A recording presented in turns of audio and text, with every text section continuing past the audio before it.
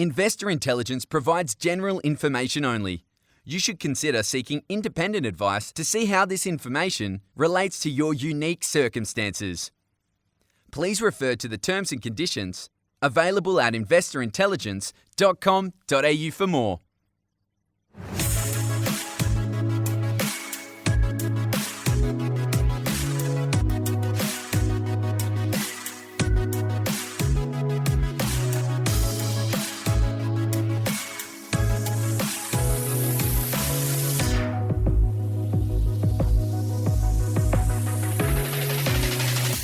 Hi guys, welcome to this week's episode of Investor Intelligence, brought to you by the team at the Property Mentors. It's your weekly podcast for all things investment.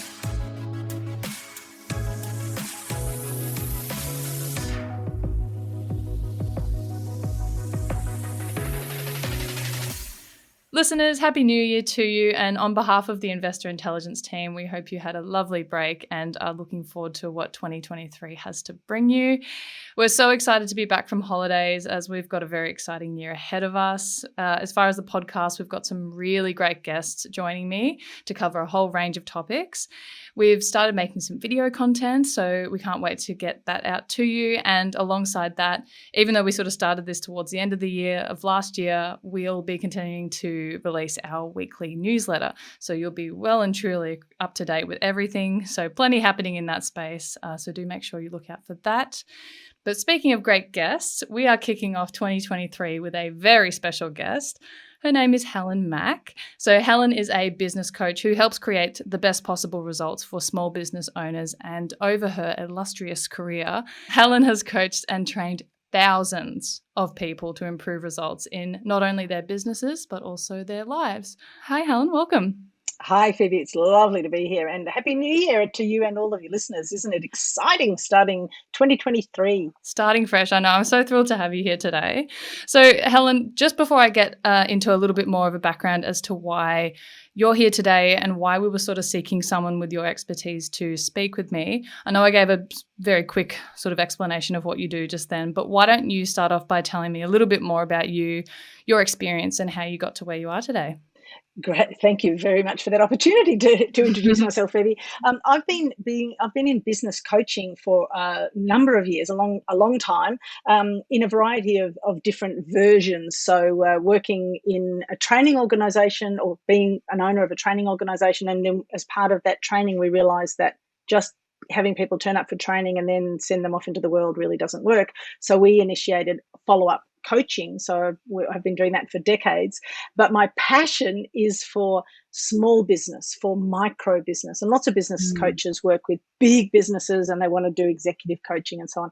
I actually really love working with startups, with micro businesses, with self-employed people who are just starting out and they're pretty much a solopreneur, as it sort of gets called these days, and then helping them. It's nice, isn't it? And then helping them develop the systems so that if they want to, they can grow their business. But I'm also not someone who says that every business startup wants to start an empire. So my other passion is that my job is to find out what the business owner really wants from their business and then help them deliver that. And because I've been doing this for so long, sounds like I'm ancient, doesn't it? But for a few years, and in so many different areas and industries, I'm really confident that I can literally say, I will either know the answer to your question, regardless of what the question is, or I'll know someone who does know the answer. And so that gives me a great opportunity to work with businesses in a variety of industries. I do specialise pretty much in sort of professional services and trades, and we may have time to talk about why those too. But all kinds of industries, because of this amazing network, and it's one of the things that I recommend to small business owners is get a network of support people around you. Yeah, that's fantastic. So you really get to see businesses kind of in their infancy and to the point where they start walking, basically. Yes, it's sort of like get them on their feet and then get them, because they need to crawl and then walk a bit like babies. They need to crawl and then walk before and some business owners try to sprint first, and then of course they trip over and fall over and that's not great. So get them to grow at a size that means that they can do that sustainably and be really content with the outcomes, not just for their business, but as you said, for their lives. So some business owners have gone off, that they start a business because they're all excited about doing their own thing. Then they realize that their own thing has actually taken over all of their world. And the reason that they got into business has vanished. Oh, I want to go into business for myself because I want to play more golf as well. I want to be able to go and see the kids' concerts. None of that happens because they're 36/7 beyond 24/7 just working in the business, and that's not good for anyone.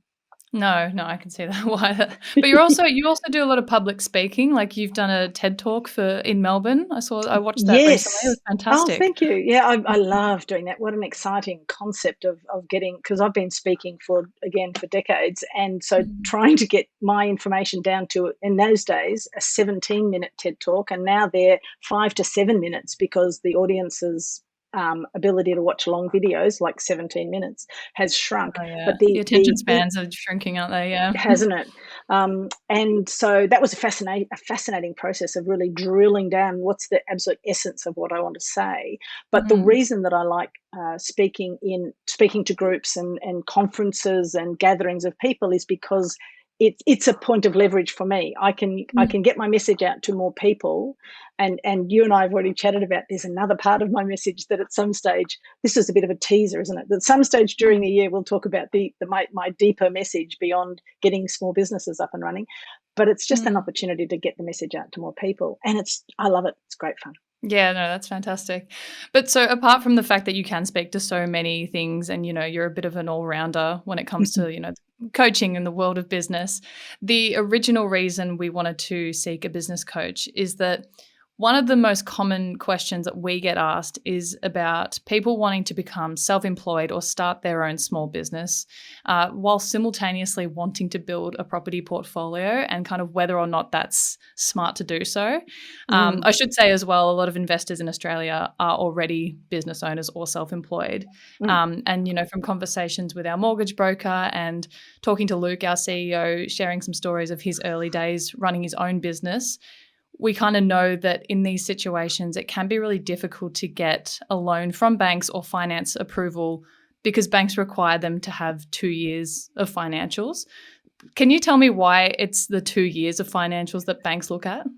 Oh, and just to put in another layer, of course, maybe 2 years of profitable financials. It's not just 2 years of, for the first 6 months we made less than, so it's actually 2 years of profitable running the business, which is very, very, very tricky.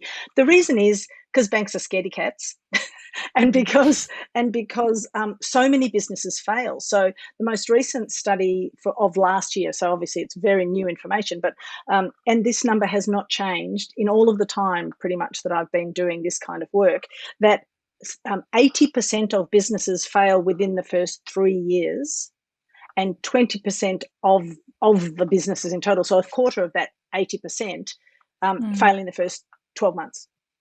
So what the banks are really saying is, prove to us that you are going to, at the very least, be in the 60% that make it to 3 years, so that we can lend you some money, because it's a huge risk factor for them to lend. So people who've been in business for 6 months go to the bank and say, the business is going really well and I want a loan. And the banks go, you have a 1 in 5 chance that you're not going to be here in 6 months, and a 4 in 5 chance that you're not going to be here in 3 years. So we just want you to calm the farm and get your feet back under you for longer.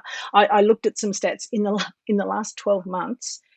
350,000 businesses were registered. Oh my God! 350,000. Wow. That's close to 1,000 a day. Oh now, 80% of them 3 years from now will be vanished. The banks want to know that you're one of the ones who'll stay. Yeah. So to reiterate, basically, it's not just 2 years of financials, it's 2 years of good, profitable financials. Yeah. So you mentioned it's common that they fail in those first 2 years or first 3 years. So what are some of the reasons that you've seen through your coaching as to why they failed? Is it something that the small business owner, is doing, or is it, the market? Well, there's sort of 3 groups of areas that cause problems. One is insufficient cash flow to get started. So they start on the smell of an oily rag, and then the rag dries up and they don't have enough money to stay open. So it's an important process to look at how many months can I pay my mortgage, feed my family, pay for the expenses of the business before I'm going to really need some cash flow from the business, and make sure that you've got a little bit of a backup. Don't go in with no funding whatsoever, because that's a very big pain point. And often I'll be talking to someone who would love to expand their business, but they don't have the cash flow to, for example, pay for the staff that they need to expand. So make sure you've got a little kitty that you can work with. Yeah, a bit of a buffer. Yeah. A bit of a buffer. The second bit is potentially what referencing what you just said, and that is that they haven't researched, that they're passionate about their service or product, but there's no market for it. So they've gone and kind of spent a lot of money and effort creating this thing, but they haven't done any testing of the market, or their offering is poorly communicated, poorly constructed, or poorly priced or costed. It's either, I remember working with one very, very passionate young man who started a cocktail business, and he outlaid money for a van and built this beautiful cocktail delivery bar thing, beautiful, neon lights and whatever, absolutely gorgeous. When I talked to him about the money, the numbers, he hadn't factored in his time to chop up, to go to the market, buy the fruit, chop up the fruit, go to the grog shop, the time that it took him to drive from his home to the venue, set up. As far as he was concerned, the profit was how much the people paid him for the gig. And I'm not a financial coach. I always recommend that people get financial advice. I'll talk about that in a minute.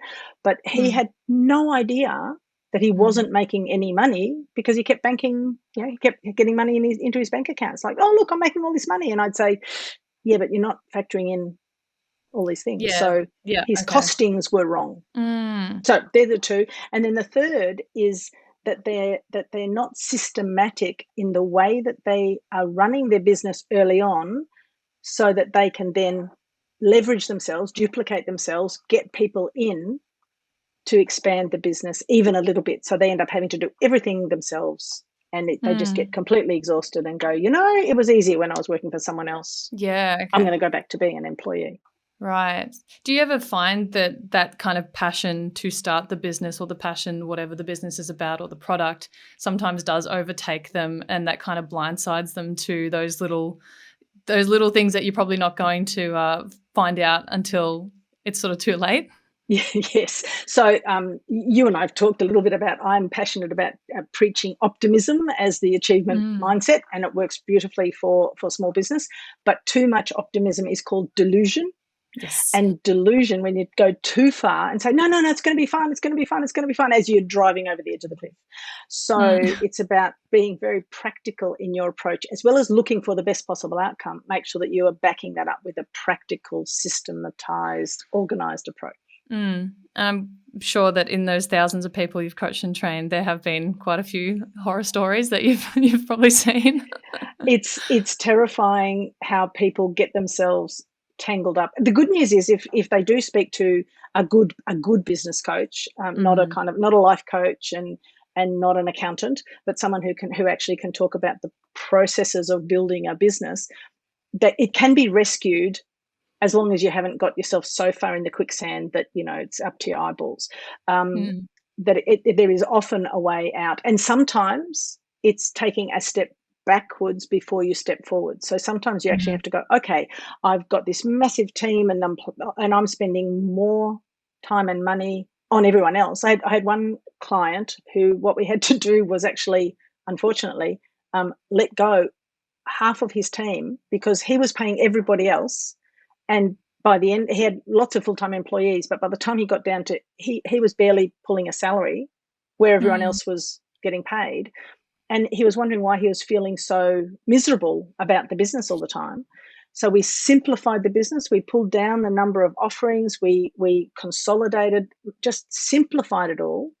And he felt like he could breathe for the first time in a long time, actually bank money for the first time in a long time. And then slowly, it was also about having a conversation with him about what did he want the business to deliver for him. Yeah. Because some people, the goal is, I want to build an empire, I want to take over the world, and and that's great. And if you want to do that, I'll get you started on that, and then I'll hand you over to someone who's really good at that, whooshka, let's go global domination, because that's not my thing. I know what I'm good at, and that's what you need to be careful of when you're finding a business coach. Make sure you've got someone who does the bit that you need. Yeah. So yeah. if you've got everything else humming except marketing, get a marketing coach. Don't necessarily pay someone $1 bazillion. I'll do it for you. Just have the right conversations. If you need your numbers, get a financial biased one. There's a lot of us out there, a lot of great ones, a lot of ones who'll take your money and not deliver. Yeah, of course. Yeah, that's why you shop around and make sure you get the one that's suited to you. Have conversations with a few, And if I've had people who said, I've had a business coach before and I never got anywhere. I said, how long were you with them? 18 months. Really? Really? You were paying someone for 18 months and they didn't, your business didn't improve? Their business improved because you were paying them they every certainly month. did. Holy. So, set some guidelines, and if it's not feeling right in the first couple of sessions, then cut. Go find someone else. There's lots of people out there. I think that's really great advice. Alongside getting yourself a good business coach, don't do things alone. I know a lot of people try to do things alone and it's just like, why? Who's got the time for it? Well, and don't try. The other thing that a lot of solopreneurs, they are actually quite, the entrepreneur part of the solopreneur, they actually have a capacity to do all kinds of bits. So some things that I would highly recommend startup businesses or people who want to grow their business in 2023 or want to reshape, the best outcome for some of your listeners who are self-employed might be to reshape their businesses in 2023. Do less and make more money, or just slightly adjust your offering so that you open up a new target market. There's lots of ways. Like for me, business success is not just global domination or, it's about what does the business owner want to do. Sorry, I distracted myself. But what I was going to say was what you just said is a really valid thing. My major recommendation would be don't do it alone. There are so many great resources out there, virtual ones, like, of course, this fabulous podcast and your team who are a great resource for small business owners. And there are some fabulous other podcasts for all kinds of industries and all kinds of sections. I have a mate called Paul McCarthy, not Paul McCartney, Paul McCarthy. He's also a musician, but not quite at, Beatles level. And he has a great, he has a great podcast called the Marketers Club podcast. You can find it on wherever you get your podcasts. He does small business marketing. That's his speciality, and he's brilliant at it. So at the early stages when you can't afford to pay for marketing, get some advice from these virtual places like Marketers Club podcast.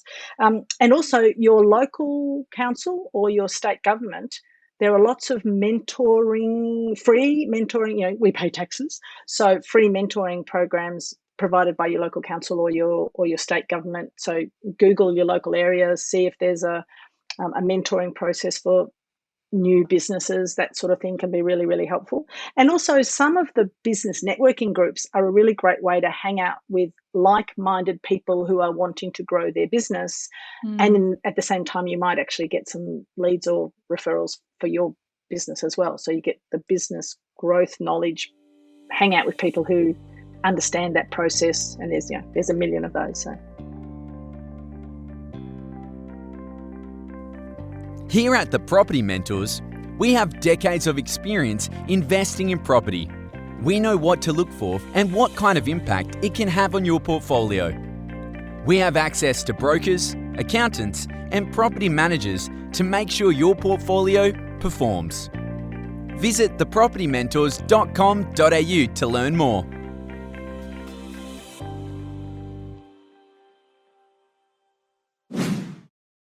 What should businesses really do to avoid the ways that makes them fail in those first 2 or sort of 3 years? So 3 things. Take time out to view your business. Startups are often so busy in the business that they need to get out and just take a view and go, okay, are we still going in the direction that we want to go in? And what's the next best thing for me to do? I've got one client at the moment who has the business has kind of just grown a bit like organically almost. And so there's multiple people doing the same thing, and some people not doing what he recruited them for because they like doing that other thing better, and he's not very good at managing that. And so we are really taking a helicopter view. So make sure you give yourself time. This is a great time of the year to do it. Take time to take half a step back and go, right, if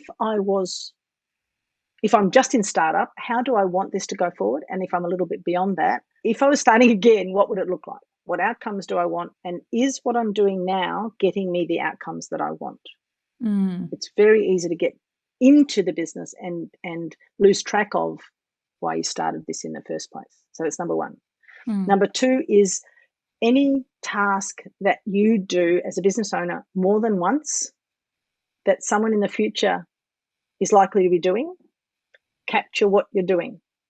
Write it down, record it, video it, find a way to capture what you're doing, not because you're going to get someone to do it tomorrow, but because once your business grows, those jobs are going to need some kind of operations manual, guide, way of doing things. And the earlier you start that process, the easier it is. If you've been going for a while, you'll need someone to help you unpack your process because you will be doing it on autopilot, unconscious competence. Love that. Yeah. So one of the failings of small business owners is they expect that their new recruits will be psychic and know exactly what they're supposed to do and exactly how they're supposed to do it, because isn't that how everyone does it?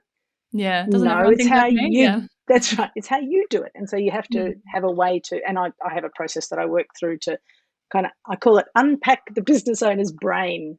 So we kind of, get in there and go, so how do you do it and why do you do it that way? And because I'm naive in their business, I can ask all the stupid questions. Of course, which then means that they go, why do I do it that way? Or this is why I do it that way, and that's why it's important that my new person does it that way. So that's very powerful. If you're a startup, do that. Start that as soon as possible. A well-formed ops manual is a joy as you grow your business. And then the third one is the people piece. As you start to grow, remember to recruit in slices and dices of your business. Don't try to recruit one of you that can do everything. Yeah. The reason you're special, the reason you've gone out and been brave enough to start a business is because you're special and multi-talented and can multitask and all of that. Regular folk out there are much better off if you give them something specific that they're really good at. And as I said before, if you can work out which of the bits in the business you love and are really good at, and then you slowly fill in the bits that you either don't love or you're not so good at, guess what? There are people out there who are really good at it and love doing it and would love to do it for you. Yeah, yeah. Everyone wins. Love.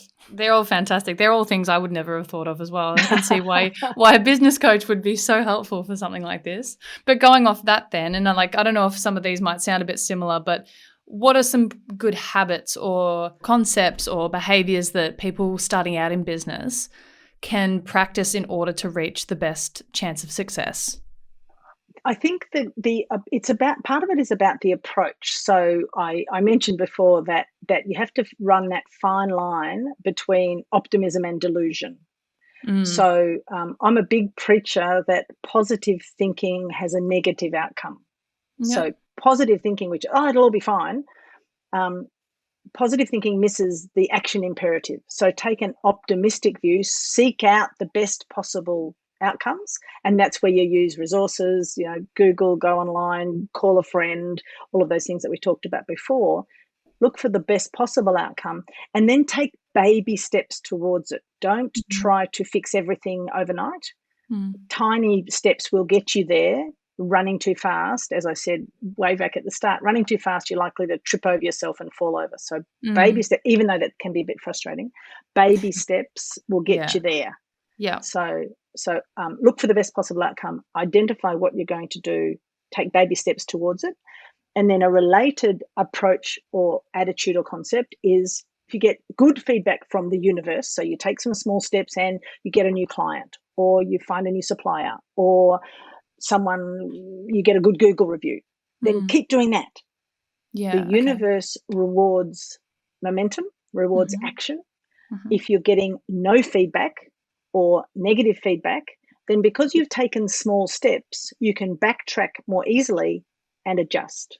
So don't necessarily commit all of your resources and all of your time and all of your effort to this new thing without testing it.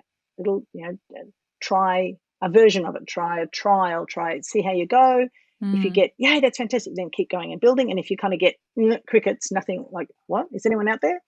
Maybe you need to take a couple of steps back and go, how else could I do this? What's missing from this equation? So baby steps in the direction will get you there. I love that, because baby steps as well, even if you do get some negative feedback or something doesn't quite work out, it's not like you've taken this gigantic leap and the whole thing's not worked out for you. You can, as you said, you can really just sort of take a couple of steps back and try again. And then with that new information, you'll be able to make a better decision next time.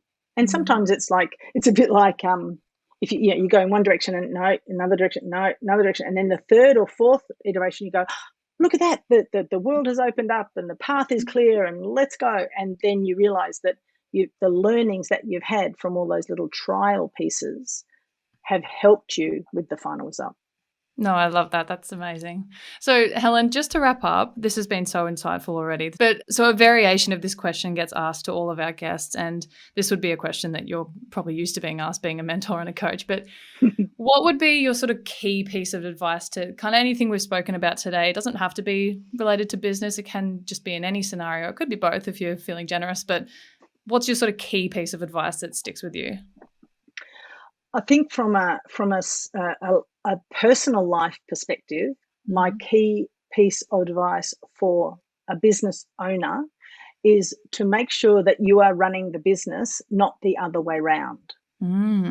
If the business is running you and your personal life is suffering, kids need a photo of you to know who you are, haven't been out on a date with your spouse for however long, you've stopped doing those things you enjoy, whether that's sport or cinema or reading or whatever, then your business is running you instead of the other way around. And you really need to stop and have a look.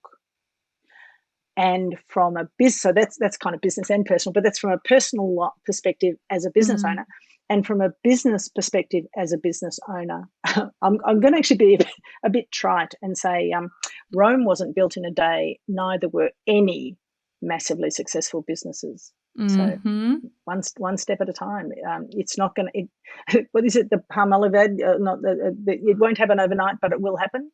Yeah, business success is not an overnight phenomenon. If you talk to anyone, talk to the big names, the Richard Bransons, the Greg Normans, they all go, it started small, baby steps, and here I am now, overnight a success. No. Yeah, that's the exact same we say about property investment. It doesn't happen overnight. You have to be so patient with it. So true. And if you want to start a property portfolio, the best time to do it is 10 years ago, and the next best time is today.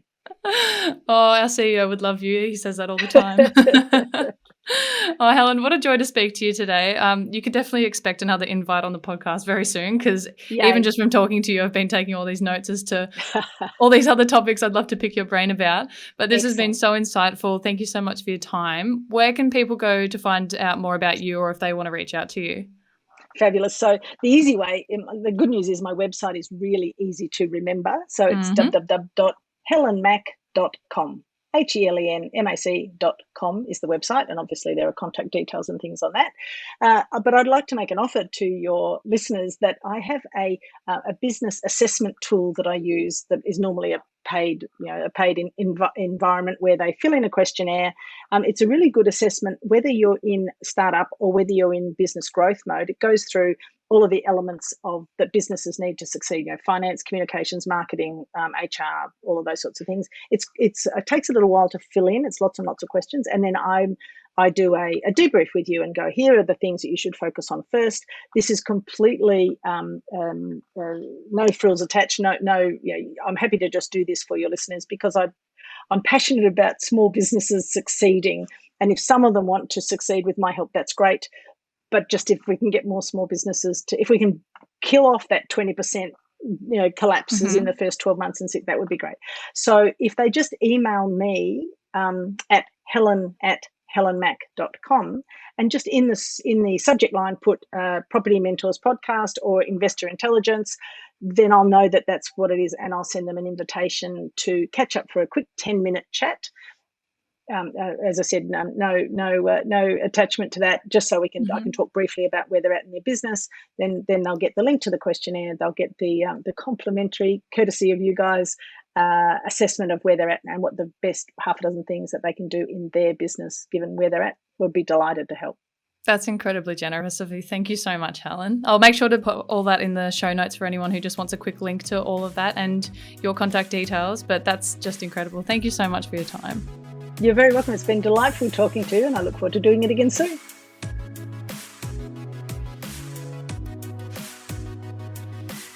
If you found this episode or any of our episodes helpful, please make sure to share and leave a rating to help us reach more people on their investing journeys. And of course, subscribe to be notified when new episodes drop.